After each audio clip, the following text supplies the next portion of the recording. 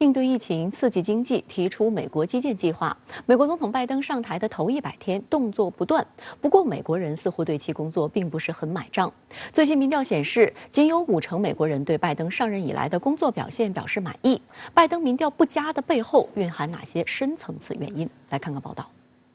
美国《华尔街日报》和美国广播公司联合发布调查显示，拜登执政100天的支持率仅有52%，这一数字是自1945年开始进行相关民调以来的倒数第3，仅超过前总统特朗普和福特。自1月就任以来，拜登迅速通过了一份价值1.9万亿美元的经济纾困方案。拜登还制定了疫苗推广和接种计划，并承诺7月底为3亿美国人接种疫苗。民调显示，拜登的新冠救助计划受到了将近70%美国民众的支持，是所有子项中最高的。而拉低拜登执政100日满意度的主要是2方面，首先是拜登雄心勃勃的规模逾2.3万亿美元的基础设施建设计划，仅有50%民众对拜登这项计划持乐观态度。拜登非常重视基础设施的建设，一方面呢是希望在美国国内能够重振经济，另外呢也是服务于美国的外交政策，以基础设施建设作为美国获取更加有利的所谓的地区和国际领导力的重要的抓手。但是呢，大家看到呢，拜登呢尽管对于基础设施建设有他的这种政策上的倾向，但是同时呢也遭遇着很多的掣肘。未来呢，基础设施建设能不能成为拜登在内政外交方面实现自己目标的良药，仍然有很多的不确定性。另一方面，民调显示，超半数美国人不认可拜登政府应对南方边境、中美洲移民激增的策略。共和党批评人士称，拜登对特朗普政策的逆转，包括所谓的留在墨西哥政策，正在推动移民人数的增长。同时，民主党批评人士认为，拜登政府没能履行竞选承诺来帮助无证移民或从边境拘留所释放儿童。 And the question is, can he change people's minds? Can he convince the public by the time people are voting next year that he has this situation under control, that he's handling this in a way that people can accept? And if he can't do that, that could be a significant liability for the president's party in the midterm elections next year. 党派之争也是影响拜登总体满意度的一个重要因素。民调显示，只有13%的共和党人认可拜登的工作，与民主党人在特朗普执政100日时的满意度完全一致。超过80%的受访者认为，美国正处于极度分裂的状态。这一方面说明美国国内政治极化的现象仍然非常严重。在拜登进行努力的同时呢，民主党人对他进行支持，但是共和党人呢仍然对他不断的进行掣肘。同时也可以反映出的是，现在美国确实面临着全方位的问题。尽管呢，拜登呢强调国内的这种矛盾的弥合，但是呢，目前呢多重目标在这种所谓的齐头并进，在这个多重努力的这种背景之下，并没有达到民众心中的这种预期。这也是他的支持率呢并没有出现这个极大的提升，但是呢也没有出现暴跌背后的原因。就职将满100日的拜登在国际上也动作不断。拜登周6承认，1915年奥斯曼帝国军队对亚美尼亚人的屠杀事件是一场种族灭绝。亚美尼亚大屠杀是指1915到1917年间土耳其奥斯曼帝国统治时期大批亚美尼亚人死亡的事件。亚美尼亚认为这是大屠杀事件，遇害人数多达150万人，但土耳其历届政府一直拒绝承认，并称死亡数字被夸大。路透社周6的报道指出，拜登成为首位在该事件周年纪念讲话中使用种族灭绝一词的美国总统。在他之前的历届美国总统一直小心避免使用这一说法，只用大灾难一词来指代这一事件。拜登的声明引发地区有关国家的强烈抗议，阿塞拜疆总统对此进行严厉谴责，认为美国的决定不可接受，是个历史性的错误。土耳其方面的反应则更加强烈，尽管发声明的前一天，拜登已向土耳其总统埃尔多安通报了这一决定，试图控制这个北约盟友的怒火，但显然成效不佳。埃尔多安随后在伊斯坦布尔发声明表示，辩论应该由历史学家进行，而不是被第三方政治化。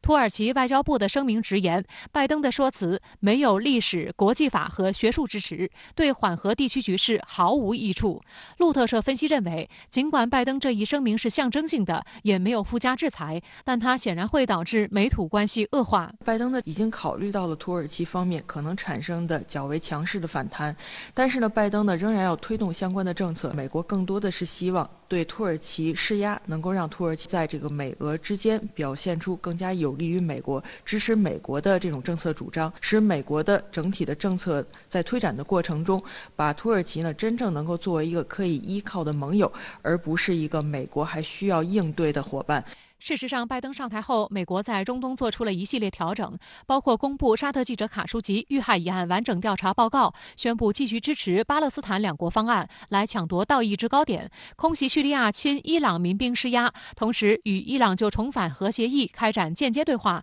重拾胡萝卜加大棒。与此同时，有报道称，美国将从波斯湾地区撤出部分部队及装备，实现战略收缩。曾担任中国中东问题特使的龚晓生在接受深圳卫视记者采访时就表示，美国的中东政策调整是为了维护美国在世界上的霸主地位，这将对中东国家产生极大影响和冲击。拜登政府要力图和特朗普的政策，拉开距离，体现差异。但是呢，他这个拉开距离和体现差异，并不意味着拜登在中东问题上这个立场会比特朗普软。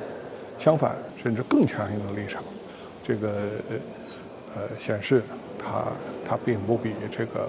特朗普弱。美国的这些政策呢，虽然看起来好像站在了道义制高点，但是实际上呢，就是说对地区国家事务的干预，特别是内政的干预是非常严重的。正是由于美国的干预，那么使得地区很多国家出现了动荡和不稳定。拜登执政100日就要到了，民调数据看起来并不是很好。他得到的支持率在2战以后的历任总统排名是倒数第3。您是如何看？拜登的支持率调查也是对他执政以来的一次测试。从数据也能够看到，美国公众以及社会关心的问题，折射出美国面临的各种挑战。拜登上台之后，用了相当的精力来应对疫情，又通过了1.9万亿的纾困方案以恢复经济。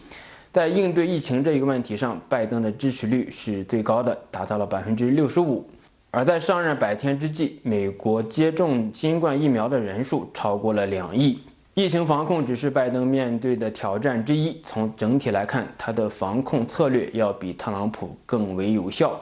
需要关注的是，拜登在国会推动的一系列法案都没有获得共和党的支持，这反映出美国越来越严重的两党对立并没有因为拜登上台而有所缓解。相反呢，拜登面临的否决政治是越来越严重。现在在参议院，民主共和两党是旗鼓相当，只能借助副总统关键的一票才能够推进相关的法案。而在众议院呢，民主党的优势也是极其的微弱。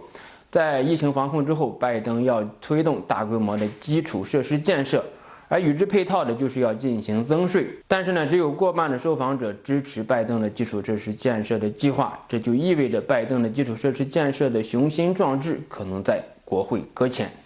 疫情防控以及疫情的纾困计划是美国社会的共识，但是也没有得到共和党的支持。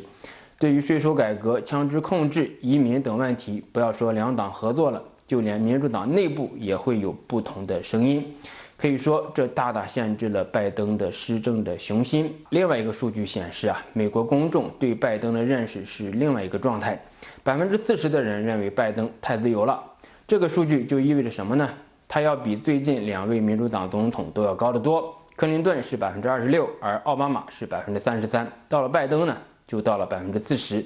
这意味着拜登会面临着越来越大的保守派的抵制，尤其是已经保守化的最高法院。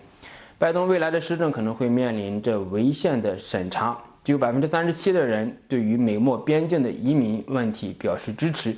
也就是说，大多数人认为拜登的移民政策是失败的。而美国国土安全部部长在此之前就表示说要修补边境墙。另外呢，美国公众对于拜登的经济管理能力也没有太大的信心，这也是拜登的短板。从整体上来说呢，拜登执政100日开局还算平稳，但是有可能也是一次高开，要持续下去很难，高开高走更是不可能，因为低垂的果子已经摘完了。好的，也谢谢孙先生跟我们共同在线分享您的观点，谢谢。